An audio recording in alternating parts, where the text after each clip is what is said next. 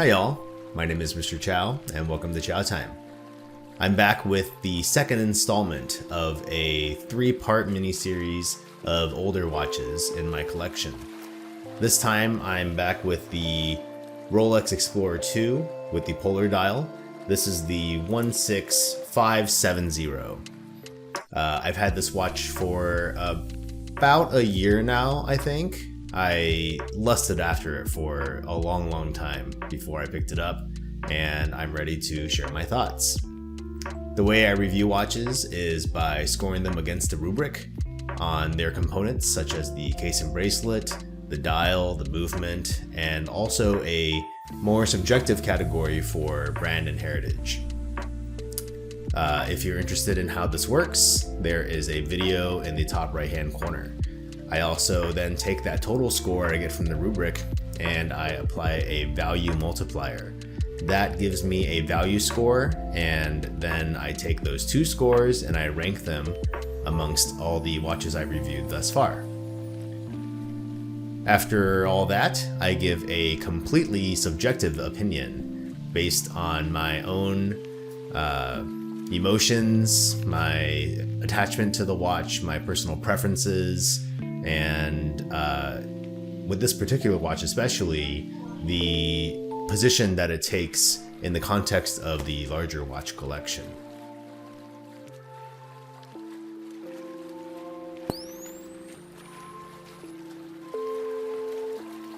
Before we can begin scoring the watch though, we need to first consider the purpose of the watch, why it exists, and what design language inspires it. Well, the watch is a high-end tool watch originally made for cave exploration. So let's get to it. We'll start with the function, feel, and visual appeal of the case and bracelet. The 316L stainless steel oyster case and bracelet have a solid finishing that is quite fine and pleasant to the touch. The style is distinctly Rolex, though it wasn't exactly revolutionary when it was released, but is distinctive and an original design copied by countless brands at this point. The case has a mix of straight brushing and polishing that is executed very well. The lines are simultaneously sharp and elegant.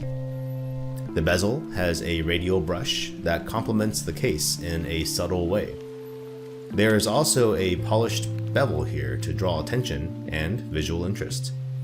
The bezel numerals are painted in black, and at this age, there are many examples online in which the paint is flaking off. So that does hurt the durability rating a little bit. Inside of the bezel is a flat sapphire crystal and a bevel on this crystal. It has the classic Rolex Cyclops. The Cyclops aids in seeing the date, which adds functionality and legibility. This particular model has lug holes, which also aids in strap changes for those who make frequent changes. Nestled within the crown guards sit a crown that is ever so slightly undersized. It feels fine with bare hands, but if you were exploring and climbing with gloves, it would not be as easy to manipulate. Embossed on the crown is a crown, and a single line underneath signifying a twin lock gasket system, which denotes 100 meters of water resistance, once again adding to the functionality of the watch. Moving on to the bracelet, things get a little uglier. The end link and mid links are all hollow, meaning they will stretch over time and will need to be replaced or serviced. Unfortunately, these are getting harder and harder to find. The friction retainer also wears with time. When I was shopping for this particular watch, I saw a black dial Explorer II that had a retainer that would barely hang on and would shake loose if you shook your wrist. The clasp is made of stamped steel. The clasp does have 5 micro adjust holes though, these last 2 being spaced slightly further apart, which is nice, and is signed again with a Rolex crown. Finally, the links use screws, a nice touch. The bracelet does let the case down, but the design language is cohesive. 8 out of 10 for form, and 7.5 out of 10 for function. Let's move on to that polar dial. The off-white dial is reflective and smooth. I couldn't find the material of the dial, so I don't know if it's lacquered or enamel. If you want to let me know in the comments, that would be great. Pretty much all elements are black, except for the arrow GMT hand, which adds a splash of red. The applied indices are white gold, but painted in black to add contrast to the dial, boosting the legibility. The indices are fairly flat though, not standing very tall on the dial. The hour hand is Mercedes style, and the minute hand is pencil style. The overall design is also quite clean and uncluttered, adding to the excellent legibility and functionality. The lume is applied evenly and neatly on both the indices and hands, but since it's a tritium dial from the late 90s, it does not shine at night anymore at all, which is a shame. This is the single largest detractor of points on this dial. In terms of aesthetics though, the patina is starting to develop, adding a nice vintage vibe. All printing is crisp and thick. In fact, when I look at it with my 60x magnification loupe, you can actually see shadows being cast by the print. Overall, the design is uniquely Rolex and complements the case and original purpose well. 9 out of 10 for form, 6.5 out of 10 for function. Let's move on to that Rolex Caliber 3185. The main talking point on this movement would have to be the independently jumping hour hand, making this a true GMT watch. The other complication is the date. Other than that, it's pretty par with other Rolex movements of this time. Various surfaces are finished well with anglage, perlage, and sunray finish. Smaller components have a mirror polish. The movement ticks at 28,800 beats per hour, uses a Nivarox hairspring, Breguet overcoil, and Glycodur balance, which gives a degree of anti-magnetism and resistance to temperature fluctuations. It has a very respectable power reserve of 50 hours. In my time reading about and watching videos about this movement, I have come across quite a few watchmakers claiming this is one of their favorite movements of all time, both in durability and to work on. 8 points out of 10 for form, 7 out of 10 for function. That brings us to 46 out of 60 in our objective categories. Let's move on to brand and heritage. I've discussed this already in my previous Rolex videos, so I'll try to make this brief. Rolex has been making watches since 1905. The brand built its reputation in the first 60 years as a reliable tool for a variety of professionals. In 1971, Rolex released the Explorer II for cave explorers. This was a relatively niche market, making it a difficult sell back then. This model is the second generation, third if you count the transitional 16550. In the last 30 years, the brand has really become a powerhouse of pop culture, symbolizing wealth and status. It's the combination of the deep history and practical engineering, along with being a modern luxury icon and pop culture icon, that makes this brand so special. The watch is well respected by those in the watch community, while being highly sought after by the general public. I'll repeat this for a third time now. Every watch brand in the world would love to be in Rolex's position, to sell a mass-produced item so well that there is a genuine fear of scarcity.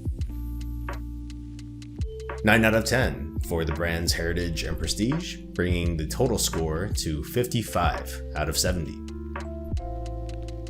This watch was produced for 22 years, from 1989 to 2011, meaning there are actually probably many of these in circulation.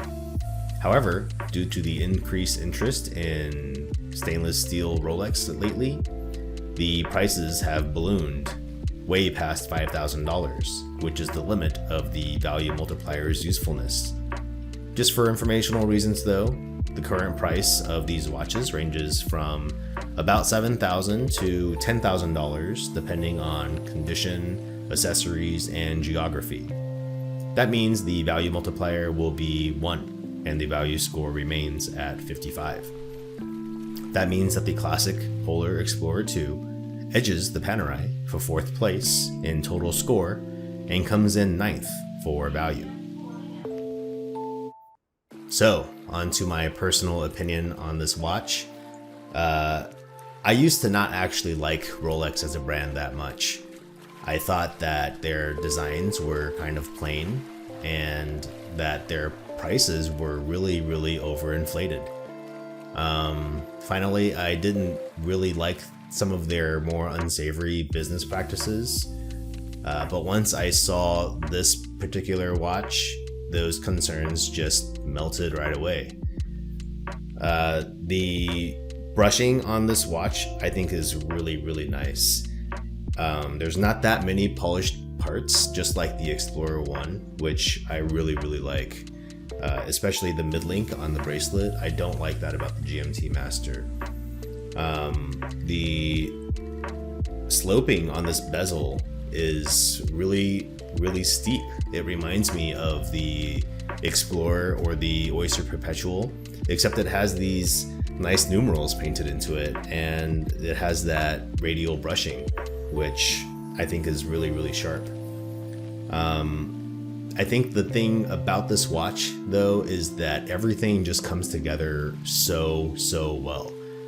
I believe this is one of the most proportional watches that I've ever seen. Everything just comes together. The indices, even things like the size of the printing, the hands, the cyclops, the bevel on this sapphire, the crown guards, every single component, I think if you look at it in context of the entire watch, is perfectly proportional. And that just really, I think, is really rare in watches, to look at a design and just think, wow, they really just nailed that. I think there probably was a lot of math that went into creating a design like this. The only complaint I have is with the bracelet. The solid end links, the lack of solid end links, and also the hollow mid links are just kind of unfortunate. And you can buy a version of this watch with solid end links, but then you would be giving up the tritium. And I'm not really that obsessed with tritium and the patina, but the amount of patina on this watch is also, for me, perfect. There are some copies where the patina is much darker and creamier, and I personally like that look on the black dial watches. But on this white dial, I like it just to be a little bit patinaed, and so I really like this combination on this particular 5-digit reference. And plus, if you got the solid end links, you would still have the hollow mid links, you would still have the clasp, which would be stamped, and the friction retainer, and all of those parts are honestly inferior at this point in watchmaking. So there's not really like a version of this watch that is ideal for me, and so instead of getting the solid end link, I went for the tritium. And the condition that this watch is in, it's really spectacular for a watch of this age. So that was another reason that I decided to buy it. And kind of the last reason that I bought it is one that speaks more to my watch collection as a whole. I want to own 2 Rolexes. I want a kind of more vintage one and a modern one. And I wanted a white dial and a black dial. So I think that this watch, in conjunction with a 39mm Explorer, or maybe even a GMT Master 2 in black, would be perfect. And I have reviewed those other 2 watches. If you would like to check them out, they'll be somewhere on the screen. Because those watches and this watch, I feel just fit my wrist really, really well. Speaking of, this is a 40mm case with about a 12mm height, which is really nice and thin, and a 46mm lug to lug. So on my wrist, I think it just fits really, really, really well. And the 39mm Explorer, I feel the exact same way about. And that watch has the robustness that you would want with something that you would wear, more of like an everyday watch. So that's it. Is there anything that you would change about the scoring or the rubric? Is there any content that you want to see me make or a review that you would like to see me do? Let me know in the comments below. Thanks for sticking around to the end. Hope you enjoyed. Bye.